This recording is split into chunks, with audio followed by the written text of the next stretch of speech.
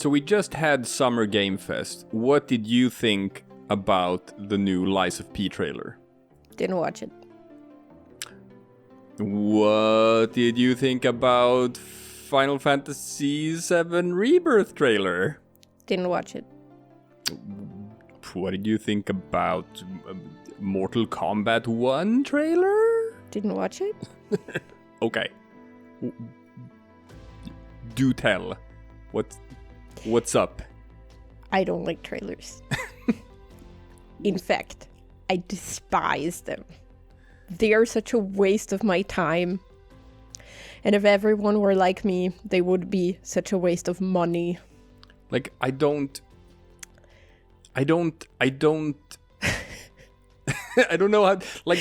you don't know how to react to this, right? You're like, you don't get it. So I'm gonna give you I'm gonna try to keep it to 1, maximum 2 minutes, right? Okay.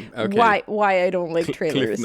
Cliff notes, exactly. And then we can get into the weeds of things and you can tell me where I'm wrong and everyone can hate on me. But movie trailers spoil everything, and if they don't spoil everything, it's like they still don't do anything for me. It's like I decide, does this sound like an interesting premise to me or not, just based on a synopsis? So having like a proper synopsis is way more interesting or useful to me than a trailer.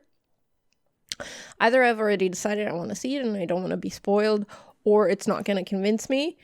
And for video games, you have like 2 kinds of trailers, right? You have your cinematic trailers, which tell me nothing about the video game and are therefore pointless. And you have gameplay trailers, and that's just kind of boring. Like, I guess I'm a very kinetic learner, and I just want to find these things out by myself. So trailers, pointless. And like whenever you're like super excited about a trailer and you're like, oh, watch this, I'm like, they're so long. I am upset. I mean, I watched them for you because you're so excited.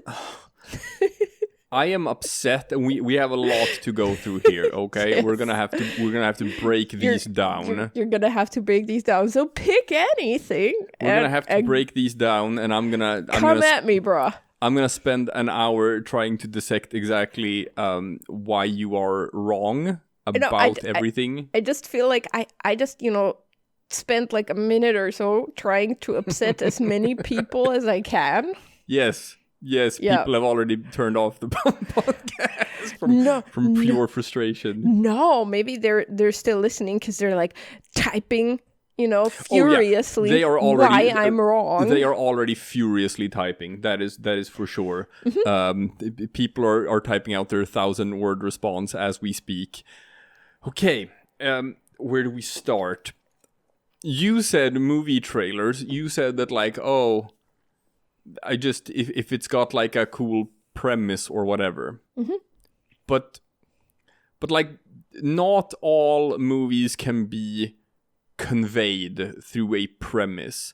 Like, there are art movies, there are movies with like heavy visual elements, there are movies that are sort of, the whole movies that you can't really explain. You have to tell people just like, oh, you kind of have to watch it, and the less you know about the premise itself, the better of an experience you might have.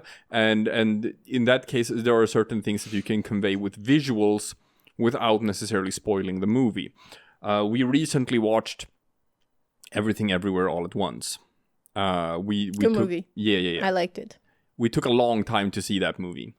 And that was one of those movies where it's like, yeah, it got all of the Oscars. And I know that like it's heavily praised and it's like so many awards. But that one is like, didn't really know what it was about. And it's sort of like an esoteric thing, sort of like an art movie thing. And I didn't have a whole lot of hype for it. So for that one, I watched a trailer, and it's kind of like, how I've told you before that like it's impossible to spoil JoJo's Bizarre Adventure. Because any scene in JoJo taken out of context is just nonsense. Yeah, but it's nonsense in context as well. Yes, okay, fine. Yes, everything about JoJo is nonsense, but taken out of context, it's incomprehensible nonsense. Yeah.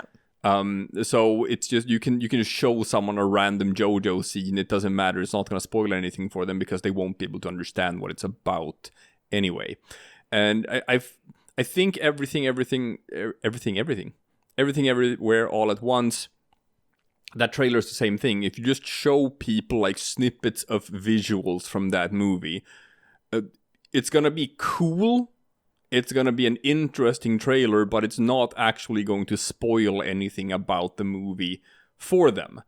But I watched the movie, and I just from the vibe I watched the trailer, and just from the vibe that it gave me, I knew that like this is most likely a movie that I am going to enjoy. It didn't spoil anything for me, but it did build hype that didn't exist before. Yeah, but I don't know. I heard just good things about the movie. I rely on like word of mouth, right? And if people are like, you know what, this is a really good movie, you should go see that. And I was like, okay, maybe I will. It's like I don't know, like maybe I don't know, hype things I'm hype about. It's like, it's like I'm hype about the idea of, say, a director, right, that has made solid movies before, picking a topic, and I'm like, you know what, that sounds really interesting. And it's like, oh, Wes Anderson is making like a movie in outer space. Okay. He's not, to my knowledge. I'm just saying, like pick someone that I know has a good track record and something that sounds interesting. I'm like, okay, I yeah. Things like that. And like aesthetics can be conveyed just through still images. I don't need to see them moving. I can look at what is this take? It's like I think I'd rather look at just like a still from a movie, a picture. No, I don't know. When they release pictures from a movie. It's like, unfortunately, posters nowadays is just like pictures of everyone's faces on. It's just a collage of everyone's faces on a blue and orange. But like a good movie poster can get me more hype than a trailer, I think, because it doesn't bore me unless it's a collage of pictures. Boring. That's. Yeah, I don't know why. I hope that you can like listen back to this and like understand what a crazy person you're sounding like. I don't know why I get bored when I watch trailers. It's look, there's a new movie coming out. It's called Beau is Afraid. I haven't seen it yet. I think it's out. I'm not sure if it's out yet, but I think it's out. And it's a new sort of like also art movie starring Joaquin Phoenix.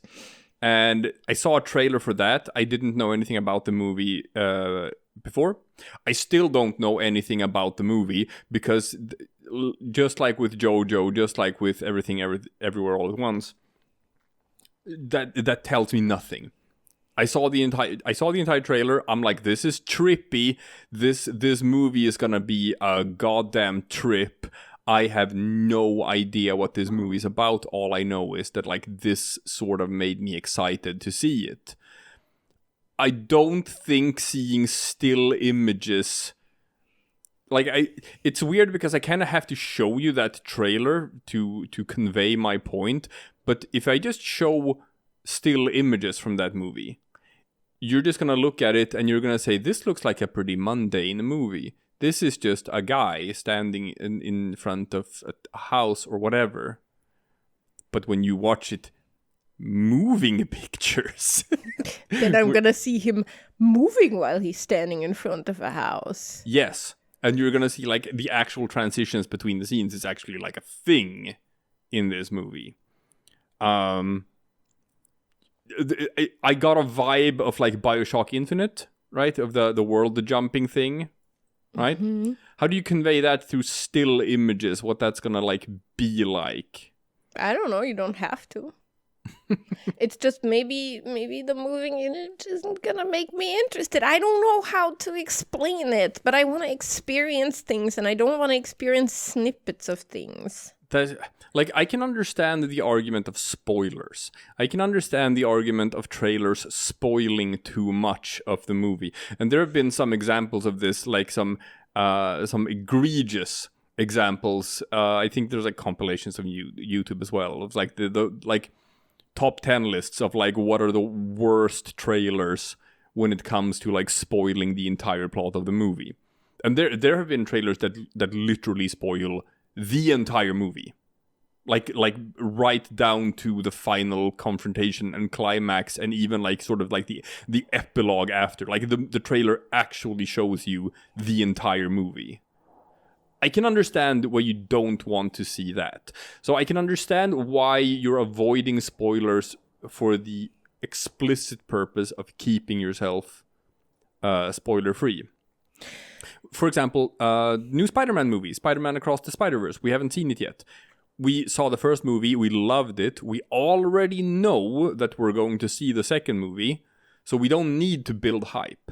We already know we're going to watch it, and in that case, we'd prefer to go in as blind as possible, right? But I think, you keep using the word hype, and Yes. It's just... I don't get hype about movies or video games the same way you do, so I also don't require something to build that hype. If I know I'm not gonna be hype about it anyway. But hype is just another way of saying excitement. I know. You don't get excited about movies and video games like you just getting to experience media. I get excited about things, but not how do I explain this? Like, I was trying to say this earlier. Like, if you were telling me that FromSoft is making Dark Souls 4. Yeah. I'm not sure I want Dark Souls 4 at this point, but like, just for the sake of it, Elden Ring 2. I don't know. Something like that, yeah. I would get excited because I like the first thing, and I would like more of that, please. Mm-hmm. Because I know it's established, I know that there's a pretty good chance I'm gonna like it, so I don't need to see anything. I'm excited for that. And everything else, I'm not gonna be excited for, like, new things until I've tried them myself. So I will be interested, curious. I'll be like, yeah, I'll try this out. But I think I kind of briefly went there, so if you'll indulge me sort of on that, on going a little bit on a tangent here, but you are a visual learner. Yes. Therefore, looking at trailers, looking at these visuals will let you explore that, experience that, and that gets your brain engaged. I'm a kinetic learner. I figure things out by doing them. A video game, I learn it not by looking at a trailer, or I don't get excited about it by looking at a trailer. I get excited by it by actually playing it. I'm not sure I agree with the idea that like being a visual learner is like sort of connected to being excited about watching trailers for upcoming things. Well, no, I just think it maybe we perceive it a bit differently, or maybe it just engages you more than I do. And it's like, don't get me wrong, I know that I am in the minority in this opinion and feeling, right? I'm well aware that this is a weird part of my character, right? It's just I don't know what to tell you, man. It's just I don't want to watch someone else playing the video game. I want to play myself. Okay, but now we're jumping to video games. Are you? Yeah. Well, you gave that as an example, so I Sure. kind of took you up on that. And yeah, for a movie, I don't want to watch parts of a movie. I want to watch a movie. I find it, yeah. For me, the movie argument, I think it boils down to two things. Is for me, like, number one is if it's a movie that I already know that I am interested in watching, then I don't want to see the trailer. But that is purely from from just not wanting to spoil myself, and there's no point in me watching it. But if it's a movie that I am on the fence about, where I'm not, I don't know if I'm interested or not, because like it's very binary to you, right? You only talk about like either I'm interested in it and then I don't want to watch a trailer, or I'm not interested in it and then I don't want to watch a trailer either. But like, what if you don't know? What if it's you could be interested in it if you learned more about it, and just seeing something from it could sort of like, you know, make the decision for you. But that's never what makes the decision for me. If I'm like on the fence, I mean, nowadays it's not like we go to the movies a whole lot, right? We watch movies like way later after they've come out, and I've been like that for a very long time, actually. So now, it's like that was COVID related as well. It's because of like there were a couple of years where we just couldn't even go to the movie theater. Yeah, and now we have a kid. And now we have a kid, so now it's also like a big project to do that. It's so tragic that like the last movie we saw in the theaters, I think, is Star Wars Rise of Skywalker, which is an awful movie to be your last experience with a movie theater. Yeah, but you know, it's just I'd look at the Wikipedia synopsis, like not the whole plot, but the whole just like what kind of movie is this, what genre is it, who's in it, what sort of is the idea of it. And have you can you imagine, like, or you know, on Netflix I'll just yeah. But speaking of movie theaters, because that used to be the case of like that's typically where you get to see trailers, because they play them like before the actual movie. I know, so much wasted time. No, it's like a little mini movie before the real movie. It's like an event.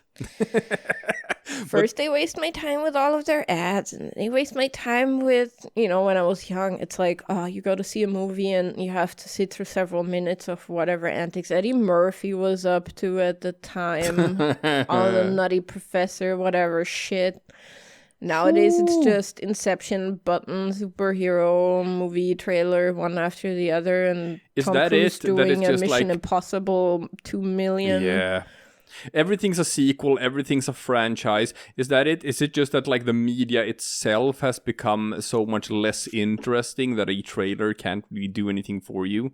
Because like if it's the new Marvel movie, whatever, right? With a trailer for it, whatever. We know what we're getting with a Marvel movie. They're so extremely formulaic. Yep. That like what's a trailer gonna tell me that I didn't already know? But that didn't really used to be the case, right? I know we're gonna sound like fucking boomers here, but because all the kids are like, "Hey, man, these superhero movies are all I know." So I don't know, but back in the day, I want to say that movies in general were more interesting back before Marvel took over the entire industry.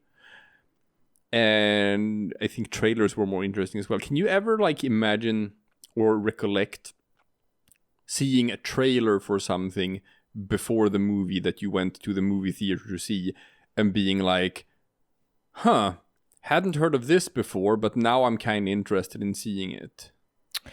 I mean, I think this is gonna kind of show you that I have been like this about trailers for a very long time. But the answer to that question is no, because the way that I would learn about new movies is my mom used to buy these TV magazines, right, that would tell you what's on television. And on the very back of that magazine, they came out every 2 weeks, there would be what's in the movies right now and what's upcoming and what are releases. Yeah, a little and like I would synopsis of like a paragraph or two or something, right? That was the part of the magazine that would interest me.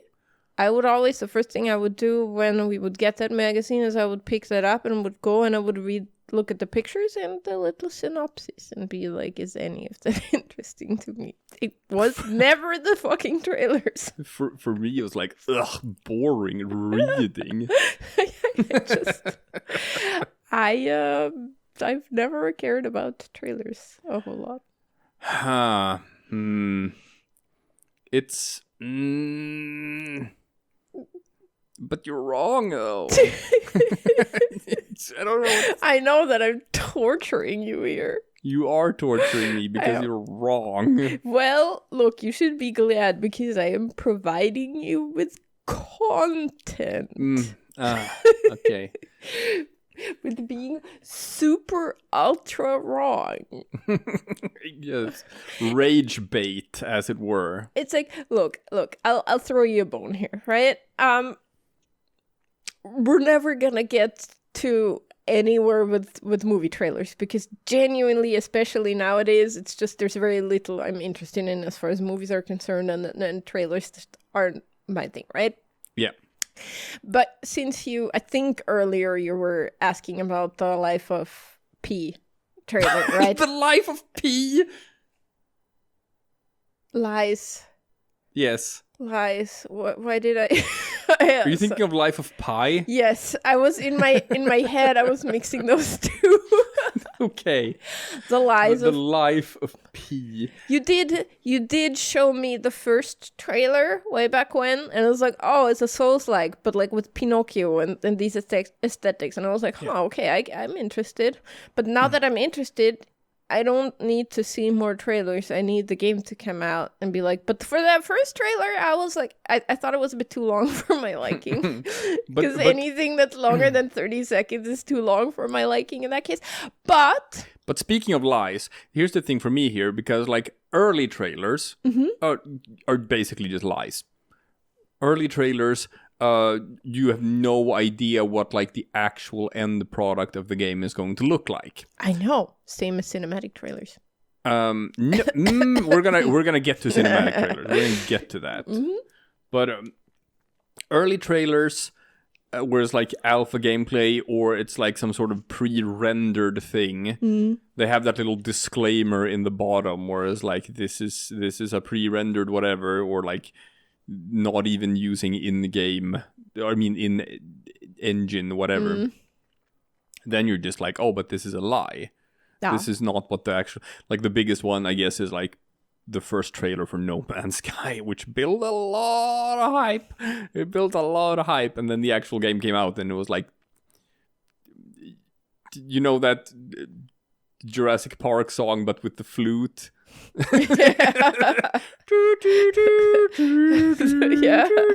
It's like, yep. Yeah.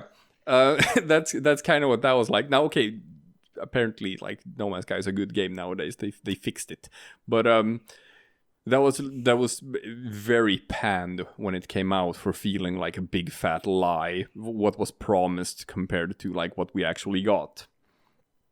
That's one thing. So with Lies of P, the first trailer I showed you, it was like a while back, and this is basically just this is a promise. This is an idea of what we're working toward. This is what we would like to make, and that's interesting, sure. But then a lot of time passes. And now the new trailer for it, now we're very close to release. I think they said like September or October or something. So it's going to come out decently soon, which means that whatever we're seeing now is very close to the finished product. Now they're showing us what the game is actually going to look like. And that could be the sort of thing that is the tipping point of like, do I want to invest in this or not? Or are you just a person who like doesn't play games on release? You have to wait for like the reviews to come in, or I was gonna say, I mean, I think more people should be like that, because part of the problem, with this No Man's Sky and all of this is that people just pre-order, which is bizarre to me. It's like, why would you order a game before you actually see what it's gonna look like? They're right? hype. It's like when you buy clothes, you go and you try them on before you buy them. See, I agree here. When you buy a car, you go for a test drive. When you buy anything, you look at it before you buy it. You do know that there are a lot of people who buy like mail order clothes. Yeah, but you can mail them back. You can try them on at home and then mail them back. So it's like if Steam had like a better return policy of like more than 2 hours.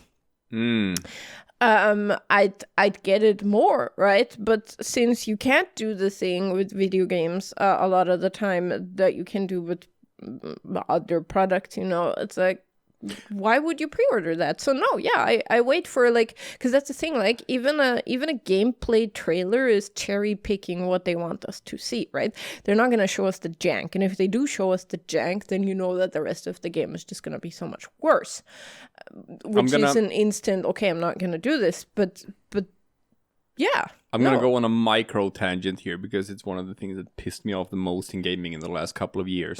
Warhammer Chaos Bane, and this is another one of those things about how Warhammer just licenses out their IP to anyone who wants it, and there's so many bad Warhammer games. Warhammer Chaos Bane was the promise of being like a Warhammer Diablo game, which sounds so cool, like at its premise. And what they did was, because that's a scam game, that's a shovelware game. It's such a ripoff. But what they did was they put all of their oomph in the first 3 hours of the game. Like they put all of the money, all of the budget, all of the whatever, and then the rest of the game is like pure ass. It's like actual ass on a plate. But 2-hour window until you can't refund it, so people don't realize what a big pile of shit that game is until it's too late. And it's such a like concerted scam in a way to just make the first 2 hours good and you're gonna get the money. You're gonna get people's money and there's nothing they can do about it.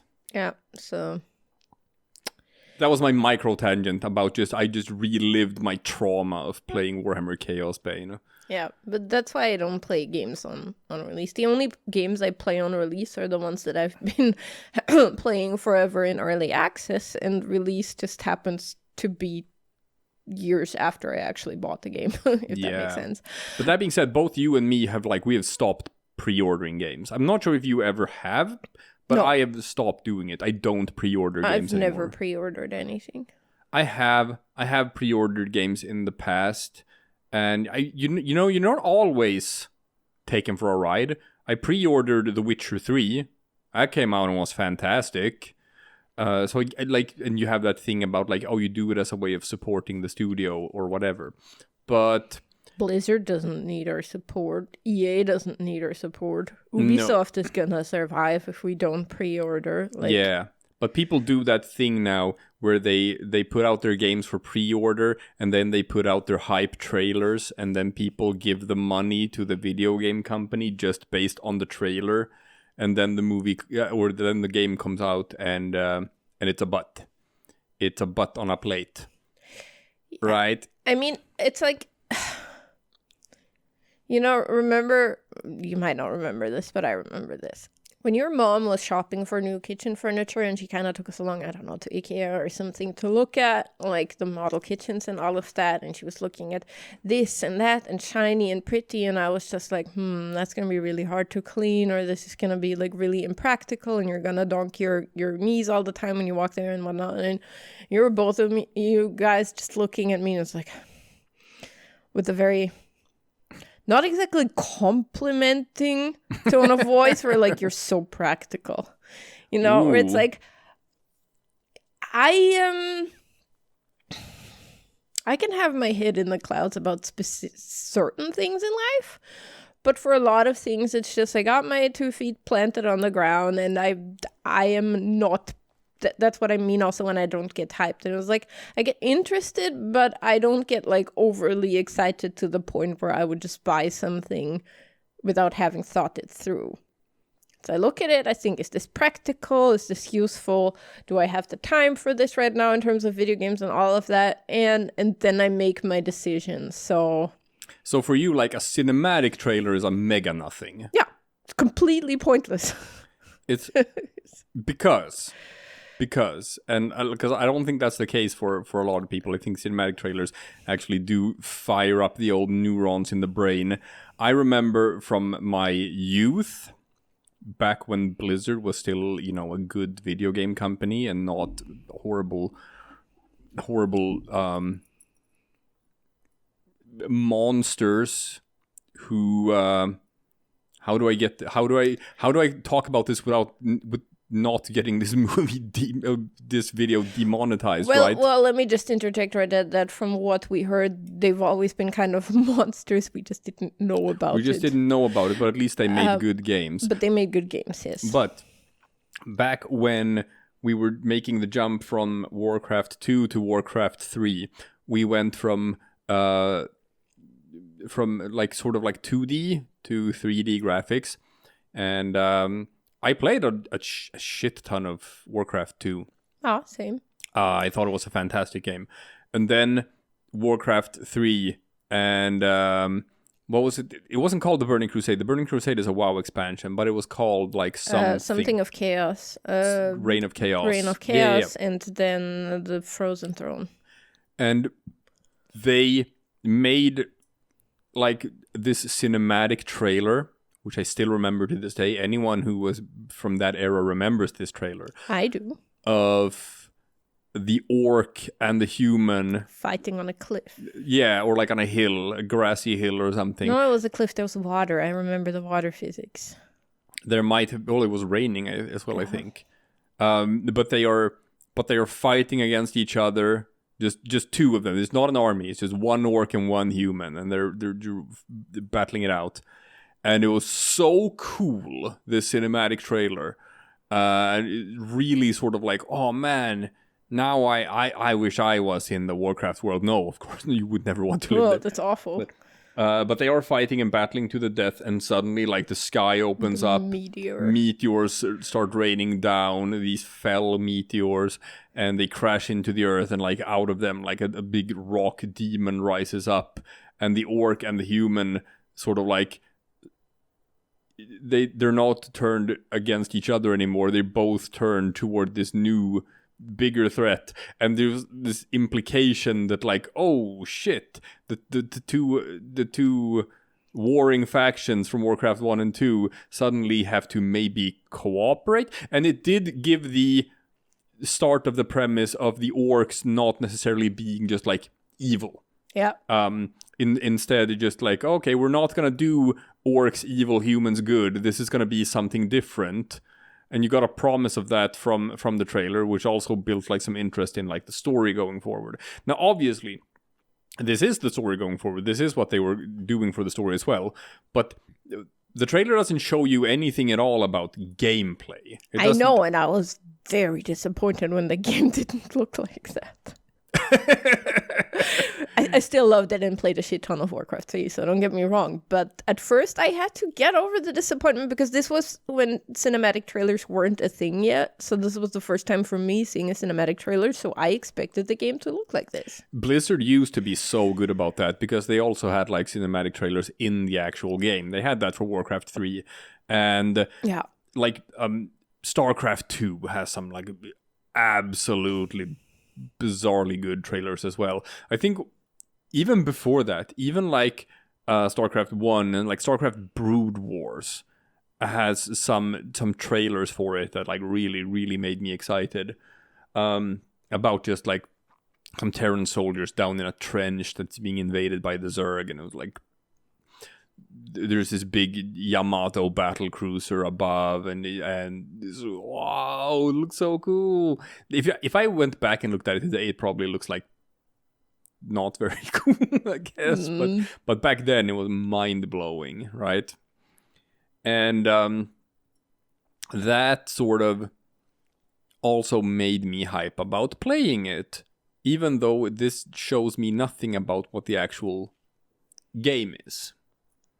But see, I was already hype about playing it because I loved Warcraft 2, and we used to play it all the time on LAN, sort of with each other. We were terrible at it because we were like 12 or something, obviously, but you know. And I knew I was gonna play Warcraft 3, and then I saw the cinematic trailer, and I was like, wow, that game actually is gonna look really cool. And then the game came out, and it opens with the cinematic again, and I'm like, yay! And then you play the game, and I was like, wait. Wait. So still love the game, but it's like the trailer obviously worked because Warcraft 2 was nerds only, right? It was like people who went to LAN parties, which was not your average Joe. Warcraft 3, on the other hand, that was like, turned Warcraft into like a global phenomenon. But I think that's not just Warcraft, it's like video games in general just turning more mainstream over time. You think that would have happened anyway? I don't know. But I know that video games did get more and more mainstream over time. Now, never for the people around me where I lived, because there were so many people like us, who played video games as kids, but they were just not where I was. So the most that other people around me, if they ever played video games, was like, FIFA, whatever the year was. But there's one thing I realized that like there's an in-between, and that is because you're like, cinematic trailers do nothing and gameplay trailers, they blah, blah, blah. There are games that do cinematic trailers, but in engine, right? They do nowadays. You didn't do that back then because you couldn't. But nowadays you can do like cinematic story trailers, but still only show like actual, this is what the game actually looks like. The Witcher 3 did that for like the promo material for that game before it came out. Yeah. And I mean, I don't think they had trailers like that, but Warcraft 3 did all of their cinematic things, or the majority of their cutscenes, so to speak, in engine, actually. Which is why it always was so jarring to me, actually, that then occasionally you'd get these super fancy cinematics in between, right? You got it for like the chapter end, or like for the faction end. Yeah. So like when you complete the human thing, you get the big cinematic trailer of Arthas entering Stormwind or whatever and killing his father. His dad, exactly, with the crown falling to the floor and all of that. Big cinematic trailer. Yeah, so that was always a bit weird to me, but But there's one thing that, like you said as well. You said that you're not interested in like trailers that show off gameplay either. Because like, okay, fine. Cinematic trailers are just not what the actual game is even going to look like, so you don't care. But you also don't care about trailers that do show what the game is going to look like. Like, what's the rationale here? Because, like I said, it's sort of them cherry picking that. I mean, the thing is, like, I'll turn the sound off and I'll look at some footage of gameplay occasionally, but not like super much usually, because I want to experience things for myself. Like, either I'm like, okay, this sort of looks like something I could do, and then I go, and I think I'd rather just go to YouTube and see someone else play the game, I think, because what the video game chooses to show me to make me play the game, the cherry-picked stuff, it doesn't necessarily show me what I want to see. They're not going to show you their frustrating inventory management systems.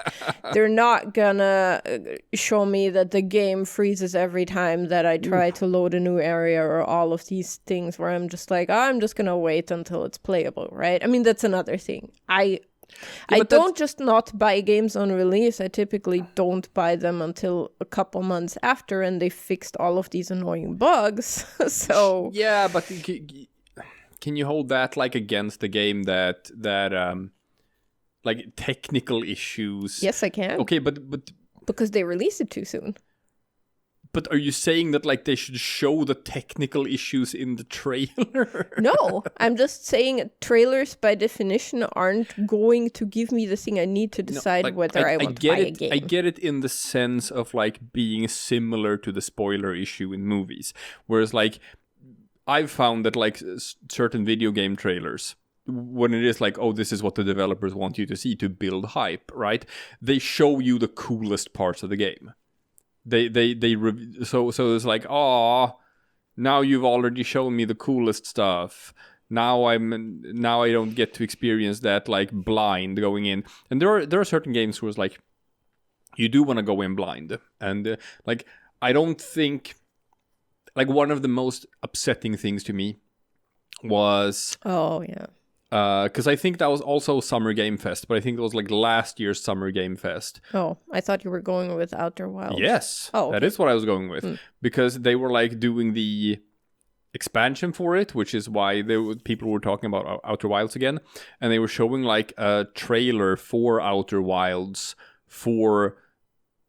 So I think it was Summer Game Fest, but I'm not sure. It might have been some other context. But they were showing a trailer for Outer Wilds. And just... in that trailer, just straight up immediately tells you what the deal is, what the twist is, and it's like, why would you take that away from everyone who has not yet played the game, and just nope, sorry, you won't get to experience this now the way that it was meant to, because we're just gonna tell you what it is in the trailer. That genuinely pissed me off when they did that. Yeah. That was super not cool. So, yeah. but otherwise, it's like, I think there's a value to that. Showing off gameplay. If you have, because I don't think it's just like that cynical thing of like, oh, this is just cherry picked. Yeah. But if like, for example, with Lies of P, if you are close to release date, it's still going to be like pretty indicative of what the game is going to be like. And you can tell things from gameplay. If you're a fighting game fan and you watch the new like Mortal Kombat trailer, you can tell things about like how mix-ups work, how footsies work, how certain combos chain into each other. What are these words? How it's fighting game terms. Okay. How you can punish the DP in this way with this character. Like there are people who read things into that which from just watching like trailers for fighting games, and that can sort of like build excitement where they were like, oh, this looks well crafted. This looks like an interesting system for fighting. With Lies of P, you can tell that there's a certain oomph to the combat, or just like how enemies react when you hit them. Like that was one of the things that really made me not hype about Diablo 4, for example. Because Diablo 4 had first come out with a cinematic trailer, and that came out long ago with Lilith, and they were doing the whole Clive Barker's Hellraiser thing, and it's like, oh, this is showing the tone. That like, okay, we want to show the tone, we want to show that it's not as cartoony as Diablo 3, is going in more of like a gritty, not gritty, but it was more of a horror vibe, I would say. And people are like, okay, cool. Doesn't tell us anything about what the game is actually going to be like, and back at this point, the game was still like in development hell, and they might not even known themselves what the game was going to be like.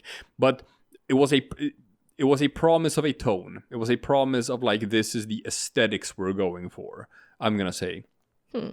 But then when the actual gameplay trailers came out for it, the first thing that I noticed was like, I don't like the oomph, as it were. Like in certain games, if you swing your sword at an enemy, and they block it, and it goes clonk, and the enemy gets pushed back. Like you get that reactive thing of like, and that's one of the things that like gives you immersion, right? But if you just swing your sword and the enemy model doesn't move, it just flashes white or something, and then the little red bar above the enemy goes down a bit, but the enemy model like didn't actually react to your attack. That was sort of like what I saw from the first things from Diablo 4.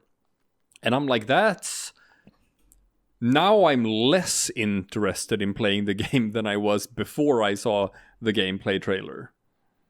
So like, in some ways it can work as a PSA. Sort of like, it will, like, even if the developers are cherry picking, it will show you parts of what you need to see to make an informed decision. Well, that's the thing, right? I'm not saying video game trailers are pointless. There's a point. There are people who need to watch them, who will then buy the game and play it so that I can look at their gameplay footage and make my decision on whether or not I buy the game. It's just, I make my decision based on someone else having made the decision before me, so I can go look at it. But sense of wonder and excitement. I experienced that childlike sense of wonder and excitement. You have seen me play video games and experience that, but I get it from playing it myself. Because I think that's just what I'm going back to. What you said initially when you were like, I don't get hype. And I think that's sort of like the core of the difference between us. This idea of just watching the thing and you just get this innate feeling of excitement, and it's this vibrant thing, and it's even something that like you can share it, you can experience it secondhand. I can get hype from watching other people get hype at looking at trailers, right? People, there are like YouTube videos of like, sometimes I want to watch like Summer Game Fest. Otherwise, I want to watch like video game YouTuber I follow watches Summer Game Fest. So I get to see the trailer, but I also get to see their reaction to the trailer as I'm watching the trailer. And that makes me like even more hype, because now someone else is also hype and we're like being hyped together. It's like... It's not like I can't get excited about anything in life, right? It's just video game trailers. I think I'm too pragmatic. I get excited. I'm interested. I've made the solid decision to buy this game, and I start the game up, and then I play, and then I get more excited as I play. I get excited to experience more of this thing that I already have here, right? But not before. I have like interest and some anticipation, but this hype that you described doesn't typically come until I'm actually doing it. Or it's something like, like I was hyped for Subnautica Below Zero because I wanted to experience that feeling of playing Subnautica for the first time again. Things like that, right? It's jumping down into the water for the first time. Yeah, and that it's like bubbling feeling in your stomach. Being hyped for revisiting a feeling sort of something previously. But it's like, I'm obviously excited for things like vacations, interesting experiences, or things like that, but somehow just not movies or video games. And I'm saying this about one of my biggest hobbies in life, right? It's just the excitement comes as I'm playing it, not before. I guess what it comes down to is what sort of value you put in anticipation, right? You're mentally preparing yourself for something that's gonna happen in the future, and you know you're probably gonna enjoy it, but you create a build-up. You set something in motion within yourself, with your own feelings and your own thoughts and expectations and whatever. And building up anticipation for something makes it a bigger deal when it happens. It becomes more of an event. If you just have a game drop, you've stayed away from it, you don't know much about it, you haven't been following it, and then some reviews comes in and it says, yeah, this is a good game, and then you play the game and you have a good little experience. It's a good little time. Or for example, I'll take another example from this, like the Lord of the Rings movies, right? Mm-hmm. Where as soon as because I was already like read the books, big fan, heard that they were going to do a movie project, heard it was going to be like a cool big thing. Websites came out. I started following like casting rumors and people documenting like set photos and little snippets of information here and there, and I just ate all of it up and just building up anticipation. I did that too. Yes, and I know you did. I know you did. You know I did. And as any sort of like new information trickled out, I just devoured all of it, and building anticipation for this thing to come. When we get closer to it, oh shit, the movie tickets are gonna be, you have to stand in line, you have to wait all night to get the movie tickets, and you have me and all of my nerd friends, and we're camping outside of the movie theater, and and we're doing it, and we're very far ahead in line, and oh my god, I got tickets for the opening night. I'm fucking pre-ordering. And I know you did that too. Did you camp out? Did you for the first movie? So here's the thing. I used to watch, remember in Vienna, we'd go to because they dub everything. They dub everything. They dub all the movies in Germany and Austria, but they have like this one movie theater that doesn't. 2 movie theaters where you can watch them in original version. And especially when I was younger, it's not that people were that interested in watching. Oh, you didn't have to camp out? No. Whoa!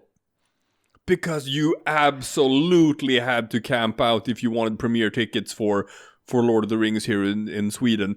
You're saying that there was so little interest in the actual American or like the English version? I don't know about premiere. I don't think I've ever Your country has terrible culture. I didn't go to the premiere. I think it was like, honey, when these movies came out, when the first movie came out, I think I was like 14. And premieres are in the evening and in the city, and my parents would never let me go out that late. I had to fight. I was the oldest child of 3, right? So I had to fight for being able to go out late. So, but I did see it within the first week or so, right? All right, and I super didn't have to even like stand in line for anything. Okay, fine. But I saw it at premiere night, and like I made sure to get tickets for like the biggest movie theater in Stockholm. It was like, and then, you know, you sit down and the curtains open and the lights go dark, and just the culmination of 2 or 3 years of just building excitement. I know. And it made for a very memorable experience, something you're actually going to remember. And if I had just been like, you know what, I'm not gonna pay attention to any of this, I'm not gonna read up on it, I'm just gonna wait for the reviews to come out, and then I'm gonna sit down in the movie theater and I'm gonna have like a nice little time, it would not have been as big of a deal. As it was a very big deal for me. It was like formative in some ways. It got me into LARPing. It did for a lot of people. Like LARPing was big in the years when the Lord of the Rings movies came out. Well, the thing is, I sort of get it in a way, but I can't be like this about many things. The thing is, I was already way into Lord of the Rings when they announced that they were making the movies, right? So I have my own little special interests, right, that I get like super into, that I am that excited about, or used to be, like Harry Potter or and Lord of the Rings. I had books about Lord of the Rings, right? Picture books, like before the movies came out. It's funny kind of how all of the Lord of the Rings art changed post movies. Oh yeah. Because like, you know, images of Gollum and Gandalf and everyone was very different. And then the movie came out, and now you can't draw any of these without sort of thinking of the movie characters. But I had all of these art books. I had I have like a visual novel of The Hobbit that I stole from my from my grade school's library. I borrowed it and I never returned it, and eventually, like, I just got away with it, I guess. And that was really cool. I'll find some artwork from that. You can find it on the internet as well. It was like just The Hobbit visual novel, whatever. And the way they drew Gollum is not actually that far off from how the movies made him. So that was already sort of my mental image of what Gollum looks like. It was the movies were pretty close to that. All right. For me, it was very different, actually. But now I couldn't go back to what I thought it was going to look like previously. But that's my point, right? It's like I have these special things that I get like very, very interested in and invested in, and I get very hype about them. And it's like, I mean, the release of a new Harry Potter book. Oh, you cannot imagine the hype I had, right? But like, especially the 4th one, I remember that. I read that like 5 times in one summer. But obligatory. Yeah, fuck J.K. Rowling. Fuck J.K. Rowling. There we go. But that's the thing, right? As you get older, things happen that sort of, I don't know, like, destroy that a little bit and to take away from that. And there's very few things that I get that excited about anymore.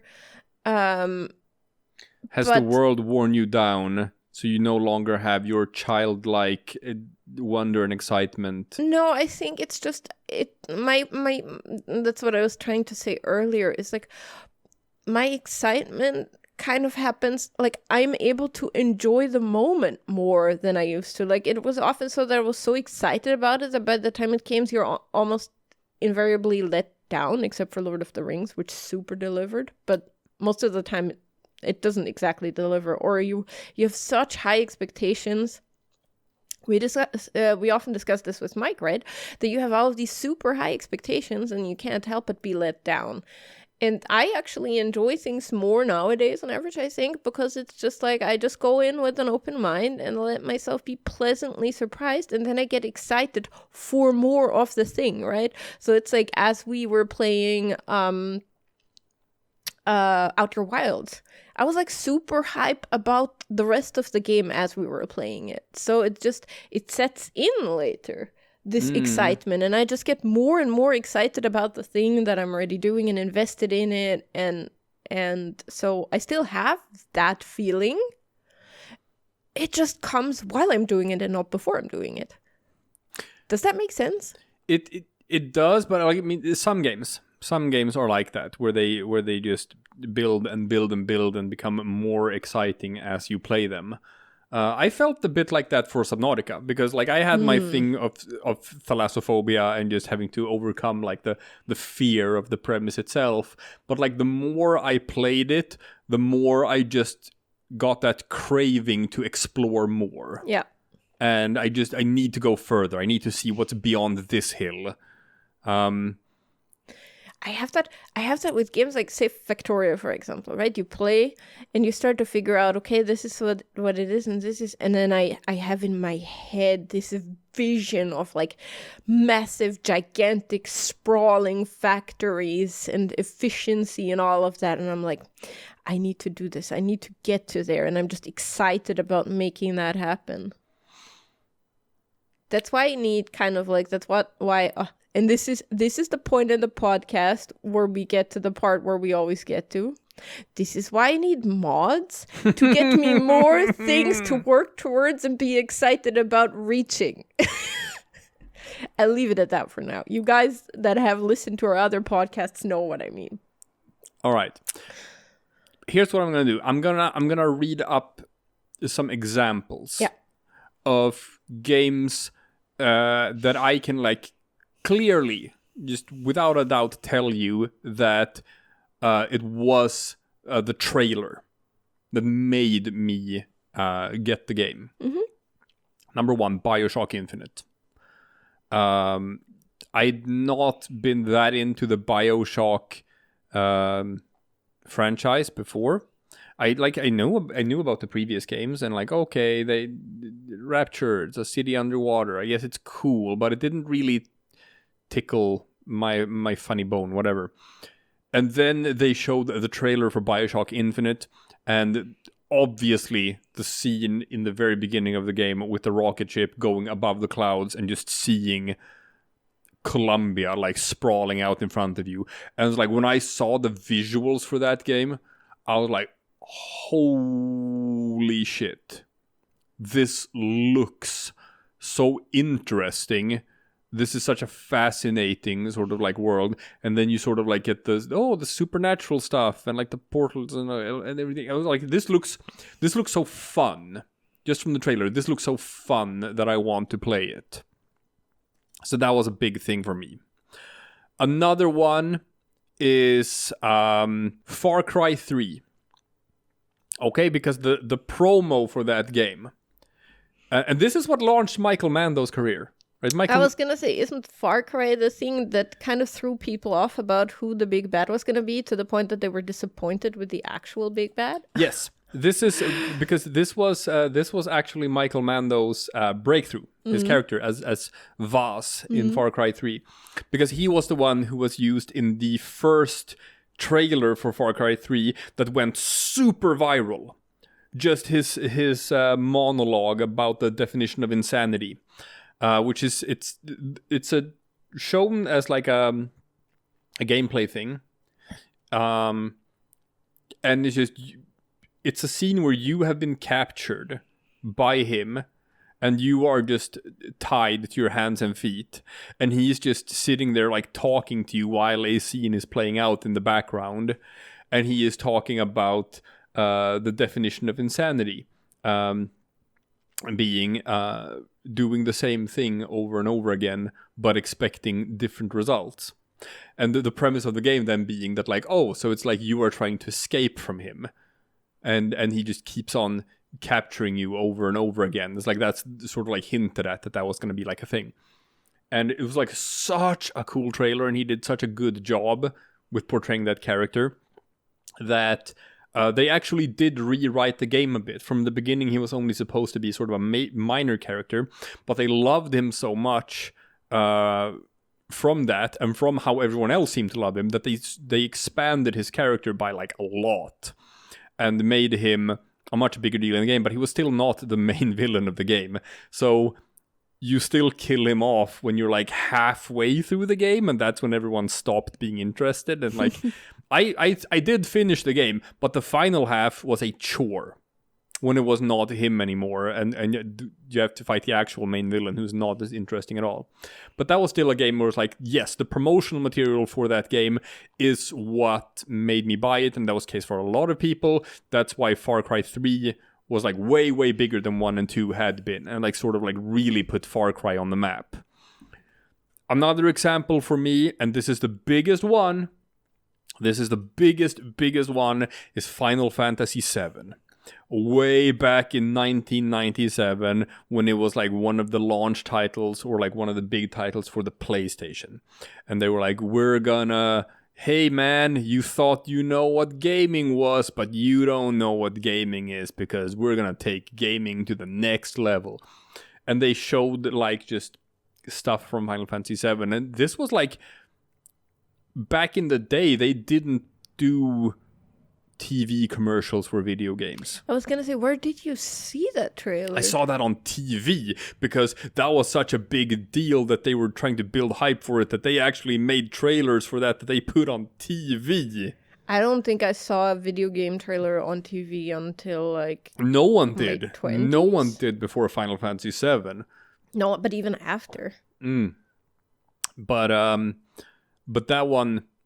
And that was, I hadn't played a Final Fantasy game before, and that was the game that made me like be on my mom's case about like, get me a PlayStation for Christmas, mom. and preferably with Final Fantasy VII.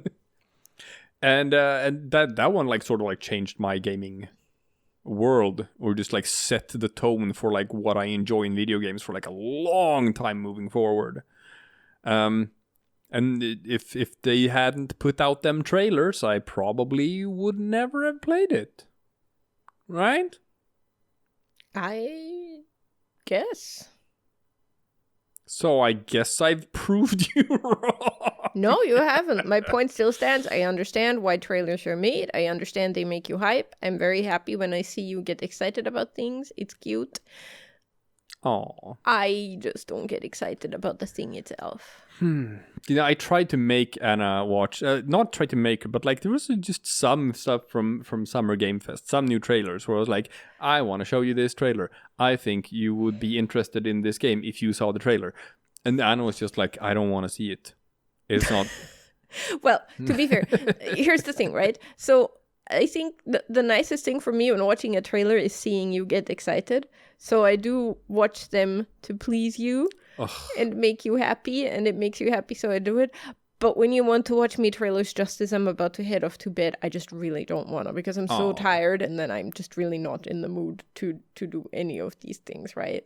So you have to pick the right time. But you would never, like, of your own accord, just like be like, I want to watch Summer Game Fest. No. I want to watch this 3-hour show that is just trailers for upcoming games. That is literally a nightmare scenario for me. But don't you want to like just be in the know and just be like, oh yeah, I know what's coming out. I know what's on the radar. No. No, but you expect other people to. Yeah. So. Well, that's what I'm saying. I'm not saying trailers are pointless. I'm saying they're not for me. You know, they make things like, you know, fancy clothes that are made from like materials that I can't wear because my skin is like really sensitive. And it's like, I'm not saying these clothes are pointless. They're just not for me. I don't think lots of things, like I just understand that I am not the target audience for everything, right? And that's fine. You cannot change my mind on this. This is something that I have carried, that has been an intrinsic part of my character for my entire life. You're not going to change it in a podcast. No, I know, but and it's like, I got you. Yes. You watch all the trailers, and then you're like, hey, this could be interesting, and I can take a look, and I can take a look at some gameplay, and I'm like, all right. So I'm your video game funnel. Yep. Even though we have completely different tastes and just we're not into the same sort of things most of the time. No, but you know what I'm into, so occasionally you'll be like, hey, you could be interested in this, and I will take a look, and I'll be like, yeah, that looks interesting, and I can add it to my wish list, and then I wait until a couple months after it's been released, and it's on sale, and I'm like, okay, let's have a look at this. All right, you know what? I'm going to keep working at it because like it's been like for foods, for example, that's been a case as well, where there used to be a lot of things you didn't eat that like over the years, right? Now you can have some bok choy, you can have some kale, you can have some mushrooms, right? I'm yes, as I grow older, I try to get rid of some of my childhood food trauma. If we're just gonna go on that tangent now, since you brought it up, so I was and still am a very picky eater, and I have so many like food texture issues as well, of things where it's just like, I just can't eat squishy things, and I have just childhood memories of people forcing me to do it, and that just made it worse, like being forced to eat things that basically make you throw up. Just reinforces the trauma or what? Yes. So, so I can eat some of these things now as an adult. I don't think I'll ever be able to eat tomatoes or cucumbers, nor do I want to. So what you're saying is that my plan of forcing you to watch trailers until you enjoy it is not going to work. Exactly where I was going with it. It's just the way that I did it, right? Things were there, and I was just like of my own volition, just trying out more things, and occasionally finding like, okay, this actually works, sort of. But so I'll just leave video game trailers on the floor, and you'll be like, oh, what's this? Maybe I'll look at this of my own accord. You're just sitting down by the computer, and it's like, what's this on the screen? What? It's just a video game trailer. It's just weird. I don't remember turning on my computer, but there it is with the browser window open on YouTube and the video game trailer. And a blanket and a cup of hot chocolate. I mean, it looks inviting. I guess I can sit down and look at this of my own accord. What's with all of these arrows on the floor? Where are they going? Why are they? Okay, where is it leading? I'm in my living room now. All of a sudden, there's my desk. Okay. Someone has poured me a beer. Is that a new massage chair? and a video game trailer. Well, now that I'm here and sitting in this chair that's just like rubbing my back for me as I'm sitting in it while I sip my beer. Okay. Exactly. That's what we're going with. Mm-hmm. You can always try, man. Can and will. I think, you know what? I think we've exhausted this topic now. I'm not sure anyone has been convinced. We'll have to leave to the comment section to be like, have I married a monster? I wasn't trying to convince anyone. Like, I hope that is clear that I'm not proselytizing my Proselytizing? That I'm not trying to shove my personal opinion about video game trailers down anyone's throat. I understand that I'm the weird one here, but that's my opinion, and I'm sticking to it. There was a website back in the days. It doesn't exist anymore. It was called GameTrailers.com. Me and another friend, Linus, we used to spend like hours upon hours upon hours just hanging out there and just looking at stuff. It was a big deal just watching trailers. No? Nothing? No. Nothing? No. I used to spend hours on Wikipedia just reading up on things when it came out. That's... I like, also movies. That's so weird how it's like when I've noticed you do that. When there's like a new thing that's coming out, or like some actor or whatever it is. Where like it's so often where I will pull up YouTube to look at a trailer, or I will pull up IMDb where I can also find a trailer or whatever. You just pull up Wikipedia. Yes.